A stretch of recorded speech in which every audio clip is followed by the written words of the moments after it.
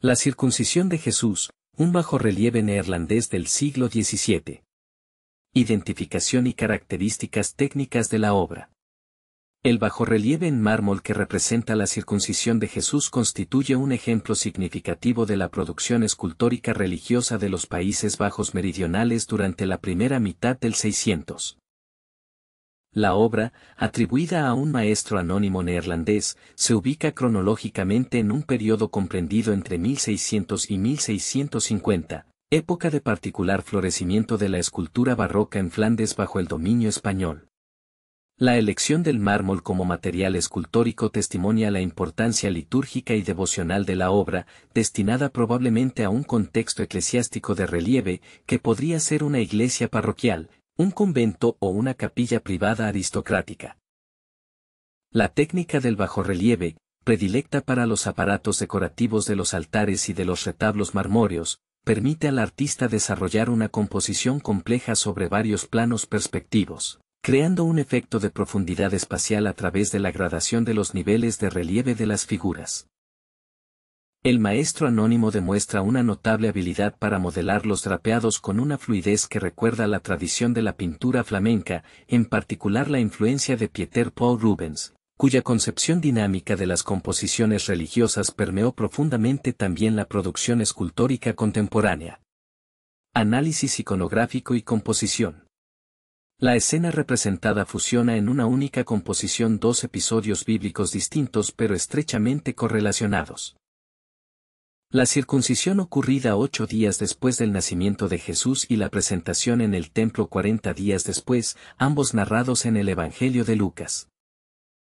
Esta superposición narrativa constituye una característica distintiva de la tradición iconográfica flamenca del 600, que privilegiaba la condensación de múltiples significados teológicos en una única representación devocional, diferenciándose así de la tendencia italiana a mantener una separación más neta entre los dos episodios. Observando la composición de izquierda a derecha y de abajo hacia arriba, la figura arrodillada en la parte inferior izquierda es San José, reconocible por la barba espesa, la vestimenta simple y el manto, que presenta las dos tórtolas o palomas prescritas por la ley mosaica según el Levítico para la purificación de la madre y el rescate del primogénito en las familias de condición modesta. Esta representación de José como cabeza de familia que cumple materialmente con la ofrenda litúrgica es típica de la iconografía josefina neerlandesa, como atestiguan las obras de Rubens, Jordaens y Dendek, y subraya la dimensión de humildad y pobreza de la Sagrada Familia. Junto a él, de pie, la Virgen María está representada dirigiendo hacia el niño una mirada atenta, que expresa al mismo tiempo ternura materna y conciencia dolorosa del destino salvífico del Hijo. En el centro de la composición se desarrolla el acto ritual de la circuncisión. El niño Jesús está tendido sobre la mesa del altar mientras el sacerdote o Moel ejecuta el rito que marca la inserción de Cristo en la tradición religiosa judía, tema de particular relevancia teológica para la Contrarreforma católica que enfatizaba la plena humanidad del Salvador. Un detalle de extraordinaria riqueza simbólica está constituido por el gesto del niño que levanta el brazo, elemento que condensa en sí múltiples niveles de significado perfectamente comprendidos por los artistas barrocos. En el plano del realismo patético, tan caro a la sensibilidad noreuropea del 600, el movimiento representa la reacción instintiva del recién nacido que percibe dolor y busca retraerse o rechazar la mano que lo lleve. Mostrar el llanto, el sobresalto, el brazo levantado confería a la escena aquella cualidad humana y conmovedora que la hacía creíble y emotiva para los fieles, subrayando la verdadera humanidad de Cristo como hombre que sufre realmente. En un segundo nivel, el de la prefiguración tipológica tan amada por la teología y el arte del periodo, el brazo levantado o los brazos abiertos constituyen una profecía visual de la posición que Cristo asumirá en la cruz. Los artistas flamencos, desde Cornelis van Haarlem a Abraham Blommaert hasta Goltzius, explotaron conscientemente este paralelo simbólico, a veces haciendo que la mesa de la circuncisión se asemejara a un pequeño altar que recuerda la mesa del sacrificio. El brazo derecho del niño elevado durante el primer derramamiento de su sangre anticipa el brazo derecho que será clavado al patíbulo, creando una continuidad narrativa entre el inicio y el cumplimiento de la misión redentora. Finalmente, en las interpretaciones místicas elaboradas sobre todo en ámbito jesuítico y contrarreformista, el brazo levantado se transforma en un gesto de ofrenda voluntaria. El pequeño Jesús, aún en la condición de recién nacido, manifiesta ya la conciencia divina y acepta libremente el primer derramamiento de su sangre para la salvación de la humanidad, prefigurando aquel fiat voluntas tua que acompañará toda su existencia terrena y que culminará en la aceptación del sacrificio supremo. La figura masculina barbada de pie junto a la Virgen, vestida con ropas más elaboradas y portando en la mano un paño o un rollo, representa con toda probabilidad al profeta Simeón o a un anciano del templo, cuya presencia anticipa visualmente su papel profético en la presentación y el canto del Nunc Dimittis. Las figuras secundarias enriquecen la composición con detalles que testimonian la atención del artista flamenco a la verosimilitud narrativa y a la profundidad espacial. Particularmente significativa es la presencia, en la parte superior derecha, de un joven levita o asistente del templo parcialmente oculto por el fuste de una columna, con la mano derecha apoyada en la columna, y que parece expresar una actitud de atenta reverencia. Esta figura, típica de los bajorrelieves barrocos flamencos del 600, no representa un personaje bíblico identificado sino que sirve para crear realismo escénico, recordando al espectador que la ceremonia se desarrolla dentro del Templo de Jerusalén con todo el personal litúrgico prescrito, y contribuye a ese sentido de vida vivida en la narración sacra que caracteriza la sensibilidad artística norteeuropea del periodo. Contexto histórico-artístico y cultural. La época de realización de la obra coincide con un periodo de intensa producción artística religiosa en los Países Bajos meridionales, territorio que en aquel entonces se encontraba bajo el control de la corona española y que permaneció fiel al catolicismo durante y después de la revuelta holandesa que llevó a la separación de las Provincias Unidas septentrionales.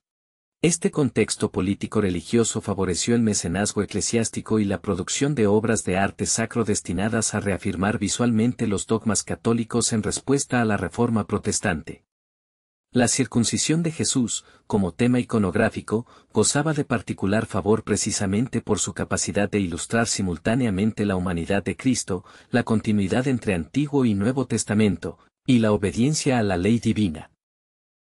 Un aspecto distintivo de la tradición iconográfica flamenca del 600, evidente en este bajorrelieve, consiste en la tendencia a fusionar en una única representación episodios bíblicos cronológicamente distintos pero teológicamente correlacionados. Mientras el arte italiano privilegiaba una separación más neta entre la circuncisión del 8º día y la presentación en el templo del 40º día, los artistas neerlandeses preferían composiciones compuestas que permitían condensar múltiples significados devocionales en una sola imagen. La presencia de las palomas, elemento propio de la presentación según Levítico 12:8, junto al acto de la circuncisión, testimonia esta peculiaridad narrativa que facilitaba la meditación simultánea sobre diversos aspectos del misterio de la encarnación y de la obediencia de Cristo a la ley mosaica. La presencia de numerosos talleres flamencos anónimos que producían esculturas de alta calidad para el mercado eclesiástico explica la ausencia de una firma o atribución cierta para esta obra. Muchos escultores trabajaban en colaboración dentro de talleres organizados, siguiendo modelos compositivos y estilísticos compartidos que hacían que el producto final fuera reconocible como perteneciente a una escuela regional más que a una mano individual. La influencia de Rubens, que dominó la escena artística flamenca del primer 600, se manifiesta no solo en la pintura sino también en la escultura a través de la adopción de composiciones dinámicas, figuras monumentales y una atención particular a la representación de los tejidos y de las superficies matéricas.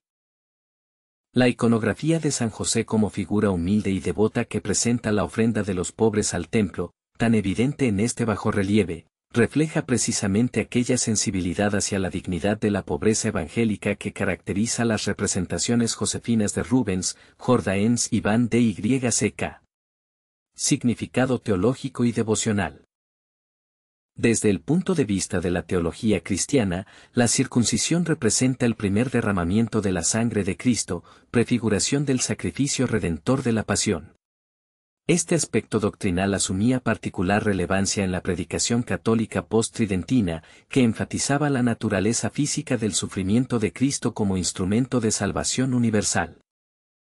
La obra escultórica, destinada probablemente a ser colocada en un contexto litúrgico donde habría podido ser objeto de meditación y devoción, transforma el momento bíblico en una representación accesible y emocionalmente envolvente para los fieles.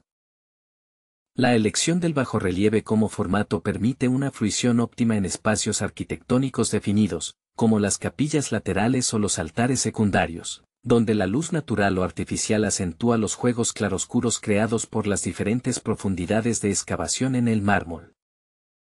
El anonimato del artista, lejos de disminuir el valor de la obra, la inserta en aquella vasta producción de arte sacro que caracterizó la Europa católica del 600. Donde la función devocional y didáctica prevalecía sobre la celebración de la personalidad artística individual, manteniendo sin embargo estándares cualitativos elevados en la concepción formal y en la ejecución técnica.